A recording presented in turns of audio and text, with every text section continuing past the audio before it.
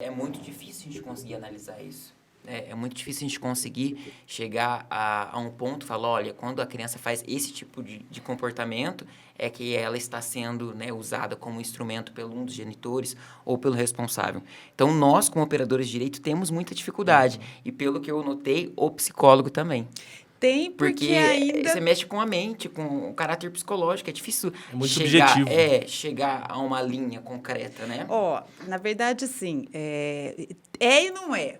Né? Então, assim, o que a gente tem de pontos? Primeiro, sim, eu queria falar um pouco dessa questão do divórcio, né? Que é o que a gente fala da parentalidade e da conjugalidade. Né? Então, a questão da conjugalidade muitas vezes interfere.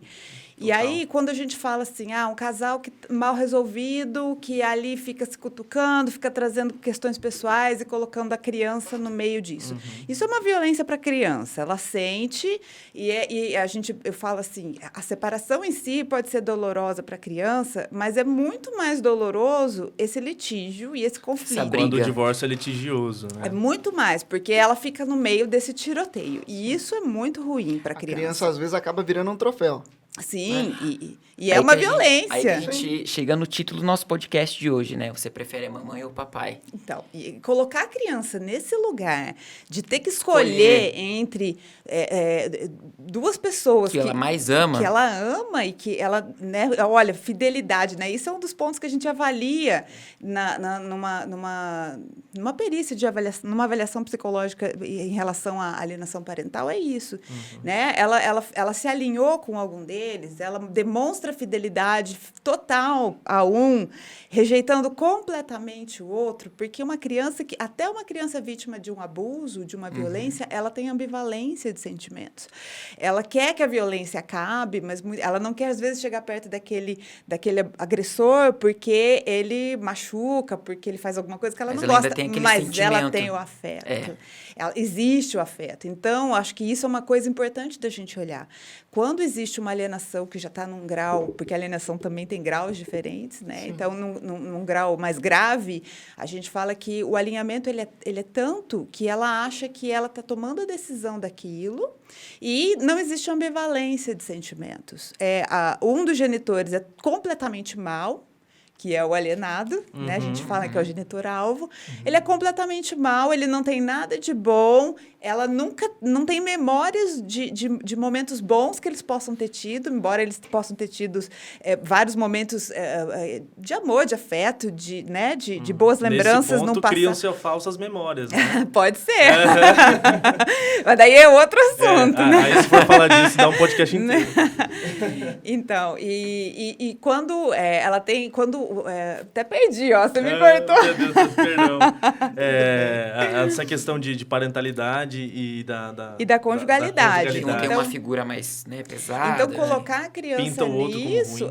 Então, essa ambivalência de sentimentos, quando ela aparece, isso já é um ponto... Né? Claro, se é uma alienação mais leve ou moderada, ainda existe a ambivalência. Ela fica... muitos pais, eu não sei, pais e mães, quando eu falo pais em geral, tá?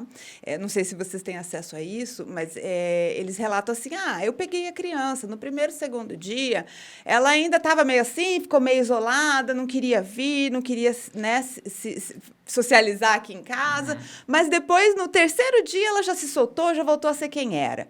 Então, você vê ali que o próprio convívio, o acesso à criança faz com que ela volte ao normal, né? Que é exatamente o ponto da alienação. Então, você dificulta, você não permite que essa criança chegue perto para que ela consiga aí fazer o alinhamento total com esse alienador. A troca de núcleo familiar ali na guarda também, né? Faz a criança conviver com o alienado e criar uma outra imagem, porque por conta desse atrito na relação conjugal, o pai ou a mãe cria a situação de que o outro é um monstro, mas assim, o fato do teu companheiro, da tua companheira não ser um bom marido, uma boa esposa, não necessariamente significa que é um bom pai, uma boa mãe. E aí acaba deixando para a criança uma sensação que, cara, nossa, ele traiu minha mãe, mas isso não afeta você. Isso não afeta a relação pai e filho, né? Isso, é um pouco além. Lógico que pode causar um sentimento ruim, mas isso não deve ser colocado para uma criança. Começa por aí. Aí que começa a nascer a alienação, né? Exatamente. Começa a misturar você assuntos. compartilhar esse tipo de assunto com a criança, né? Tá bom, um adolescente que de repente, né? Às vezes, quando eu ia falar na questão da conjugalidade, é isso.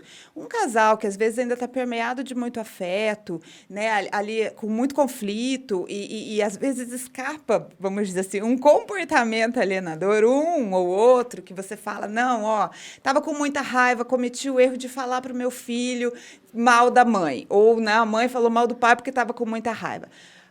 É um comportamento? Mas isso não configura a alienação. Bacana você explicar isso. Porque a alienação, para que ela aconteça, ela tem que ser sistemática. Né? Reiterada, né? Ela tem que acontecer de forma sistemática. Então, um comportamento especificamente, olha, naquele dia ela fez isso, ou ele fez isso, e não deixou eu pegar. Ok, mas isso continua acontecendo, né? Cláudia, essa daí é uma das minhas maiores críticas à lei da alienação parental, naquele sentido que tudo vira modinha. Porque não tem mais bom senso entre a relação dos pais com o filho ali. Sim. Coisas que poderiam ser resolvidas com uma ligação, hoje em dia se resolve com um incidente de alienação parental no processo. Coisa que era para ser resolvido simples. Como ela falou, pode ter deixado escapar em algum momento, porque todos nós somos humanos, a gente não consegue policiar as nossas palavras a todo momento, de fato. Só que, cara, por conta de uma vez você vai entrar com um incidente, fazer a outra pessoa gastar com um advogado, ou você mesmo gastar com advogado. Também, né? Colocar a Sujeitar criança no meio disso. Esse tipo de situação. É esse tipo de situação que é desgastante para a criança, né? O fato de estar ali nessa disputa e o próprio processo, né? Porque vamos falar a verdade, como é desgastante.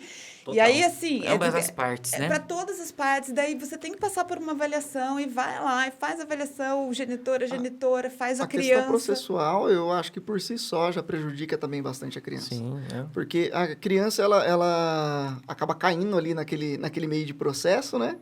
Na briga dos pais, e daí no meio disso tudo tem que ter estudo, a criança é interrogada muitas das vezes, por mais que seja ali com um interrogatório diferenciado, dano, né? O interrogatório sem dano, mas mesmo assim ela passa por aquilo ali, né? Sim. E, ao meu ver, isso também traumatiza de certa forma e é uma coisa totalmente desnecessária, como o Dr. Guilherme acabou de dizer aqui.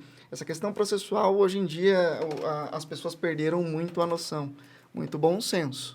A gente fala que é a judicialização... De coisas banais.